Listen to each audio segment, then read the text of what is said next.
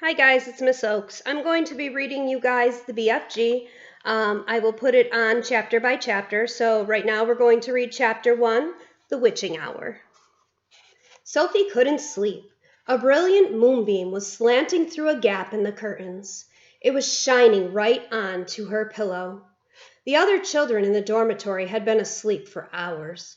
Sophie closed her eyes and lay quite still. She tried very hard to doze off. It was no good. The moonbeam was like a silver blade slicing through the room onto her face. The house was absolutely silent. No voices came up from downstairs. There were no footsteps on the floor above either. The window behind the curtain was wide open, but nobody was walking on the pavement outside. No cars went by on the street. Not the tiniest sound could be heard anywhere.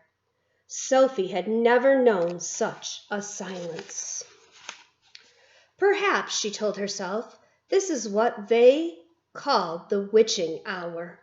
The witching hour, somebody had once whispered to her, was a special moment in the middle of the night when every child and every grown-up was in a deep, deep sleep, and all the dark things came out from hiding and had the world to themselves. The moonbeam was brighter than ever on Sophie's pillow. She decided to get out of bed and close the gap in the curtains. You got punished if you were caught out of bed after lights out. Even if you said you had to go to the lavatory, that was not acceptable as an excuse, and they punished you just the same.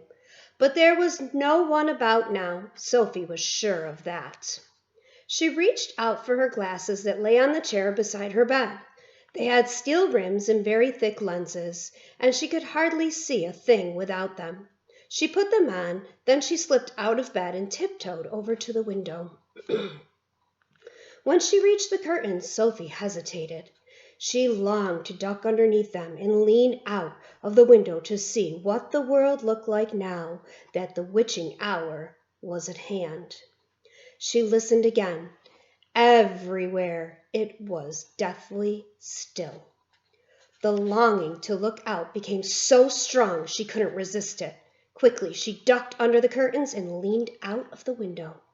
In the silvery moonlight, the village street she knew so well seemed completely different.